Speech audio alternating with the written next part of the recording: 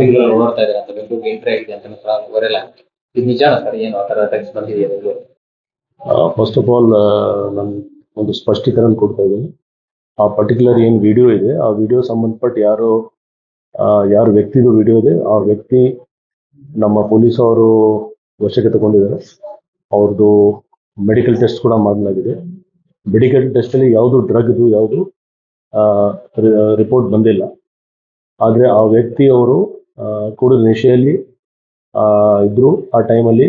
ಜೊತೆಗೆ ಅವರು ಕೆಲವು ಮೆಡಿಸಿನ್ ಕೂಡ ತಗೊಂಡಿದ್ರು, ಆರ್ಥರೈಟಿಸ್ ಮತ್ತೆ ಇನ್ನಿತರ ಯಾವುದು ಹೌದು ಅದರದ್ದು ಸಂಬಂಧಪಟ್ಟ ದಾಖಲಾತಿ ಇದೆ. ಅವರು ಇದು ಈ ಮೇಲ್ ನೋಡಿದ್ರೆ ಗೊತ್ತಾಗಿದೆ.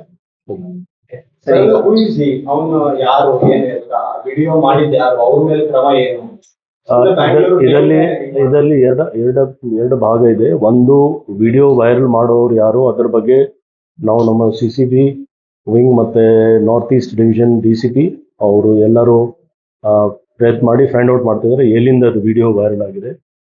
ಯಾಕೆಂದ್ರೆ ನಾವು ಮತ್ತೆ ಅಪೀಲ್ ಮಾಡ್ತಾ ಇದ್ದೀವಿ, ಈ ಥರ ಯಾವುದು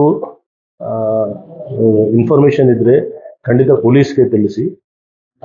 ಸುಮ್ಮನೆ ಒಂದು ಆತಂಕ ಸ್ಪ್ರೆಡ್ ಮಾಡೋದು ಮತ್ತೆ ಫಾಲ್ಸ್ ಇನ್ಫಾರ್ಮೇಶನ್ ಸ್ಪ್ರೆಡ್ ಮಾಡೋದು ಅದು ಇಲ್ಲೀಗಲ್ ಆ್ಯಕ್ಟ್ ಇದೆ. ಅದರ ಬಗ್ಗೆ ನಾವು ಕ್ರಮ ಕೂಡ ತಗೊಳ್ಬಹುದು.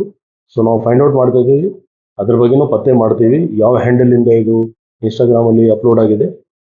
ಮತ್ತೆ ಅದಕ್ಕಿಂತ ಮುಖ್ಯವಾಗಿ ಕೆಲವು ರೆಸ್ಪೆಕ್ಟಬಲ್ ಪರ್ಸನ್ಸ್ ಆಫ್ ಸೊಸೈಟಿ, ಸಮಾಜದಲ್ಲಿ ಕೆಲವು ವ್ಯಕ್ತಿಯವರು ಇದ್ದಾರೆ, ಅವರು ಕೂಡ ಇದಕ್ಕೆ ಶೇರ್ ಮಾಡಿಕೊಂಡು ಯಾಕೆಂದರೆ ನೀವು ಅಥವಾ ಯಾರು ನಾವು ಇದಕ್ಕೆ ಸ್ಪಷ್ಟೀಕರಣ ಕೊಡಲಿಕ್ಕೆ ನಮಗೆ ಫಸ್ಟ್ ಮೆಡಿಕಲ್ ರಿಪೋರ್ಟ್ ಬೇಕು.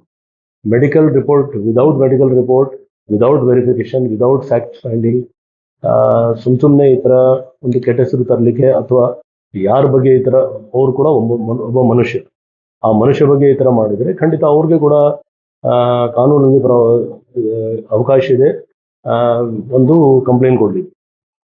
ಅಕಸ್ಮಾತ್ ಅವರು ಯಾವುದು ಡ್ರಗ್ಸ್ ತಗೊಂಡಿದ್ರೆ ಅಥವಾ ಏನಿದ್ರೆ ಅದ್ರ ಬಗ್ಗೆ ಕಾನೂನು ಪ್ರಕಾರ ನಾವು ಕ್ರಮ ತಗೊಳ್ತೀವಿ. ಬಟ್ ಸುಮ್ಮನೆ ಒಂದು ಹೆಸರು ಹೇಳಿ ಈ ಥರ ಬೇರೆ ಕಡೆ ಆಗಿದೆ, ಇದು ಬೆಂಗಳೂರಲ್ಲಿ ಇದು ಸತ್ಯಕ್ಕೆ ದೂರ ಅಲ್ಲ. ಆ್ಯಂಡ್ ನಿಮಗೆ ಗೊತ್ತಿದೆ ಯಾವ ರೀತಿ ಬೆಂಗಳೂರು ಸಿಟಿ ಪೊಲೀಸ್ ಅವರು ಪ್ರತಿಯೊಂದು ವಿಷಯದಲ್ಲಿ ಡ್ರಗ್ಸ್ ಬಗ್ಗೆ ಅವರು ನಮ್ಮ ಸ್ಟೇಷನ್ ಮಟ್ಟದಲ್ಲಿ ಇರಲಿ ಅಥವಾ ಯೂನಿಟ್ ಡಿವಿಷನ್ಸಲ್ಲಿ ಇರಲಿ, CCB ಅವರಿರಲಿ, ಎಲ್ಲ ಮಟ್ಟದಲ್ಲಿ ನಾವು ಇದು ಆಗಾಗ ರೇಡ್ಸ್ ಮಾಡ್ತಾ ಇದ್ದೀವಿ, ಅರೆಸ್ಟ್ ಮಾಡ್ತಾ ಇದ್ದೀವಿ ಮತ್ತು ಸೀಸ್ ಮಾಡ್ತಾ ಇದ್ದೀವಿ. ಸೊ ಈ ವಿಷಯ ನಮಗೆ ಗಮನಕ್ಕೆ ಬಂದ ತಕ್ಷಣ ನಾವು ಯಾರು ವ್ಯಕ್ತಿಯವರ ಆ ವ್ಯಕ್ತಿಗೆ ವಶಕ್ಕೆ ತಗೊಂಡಿದ್ದೀವಿ. ಆ ವ್ಯಕ್ತಿಯು ಮೂಲತಃ ಇಲ್ಲಿಯವರಲ್ಲ, ಇಲ್ಲಿ ಅವರು ಕೆಲಸಕ್ಕೆ ಬಂದಿರೋ 3 ತಿಂಗಳ ಹಿಂದೆ. ಅವ್ರಿಗೆ ಸ್ವಲ್ಪ ಆರೋಗ್ಯ ಸರಿ ಇಲ್ಲ, ಮತ್ತೆ ಆ ಕ್ಷಣದಲ್ಲಿ ಅವರು ಹೇಳ್ತಾರೆ ನಾವು ಜಾಸ್ತಿ ಕುಡಿದಿದ್ದೀವಿ ಮತ್ತೆ ಜೊತೆಗೆ ಮೆಡಿಸಿನ್ ತಗೊಂಡಿದ್ದೀವಿ. ಅದು 2 ವಿಷಯ ನಮ್ಮ ಮೆಡಿಕಲ್ ರಿಪೋರ್ಟ್ಲಿ ಕೂಡ ಬಂದಿದೆ. ಸೊ ನಾವು ಲೀಗಲ್ ನೋಟಿಸ್ ಕೊಡ್ತಾ ಇದ್ದೀವಿ, ಯಾರು ಇದು ವೈರಲ್ ಮಾಡಿದ್ದಾರೆ ಮತ್ತೆ ಯಾರ್ಯಾರು ಇದು ಶೇರ್ ಮಾಡಿದ್ದಾರೆ ಅವ್ರಿಗೆ ಕೂಡ ನಾವು ನೋಟಿಸ್ ಕೊಡ್ತೀವಿ.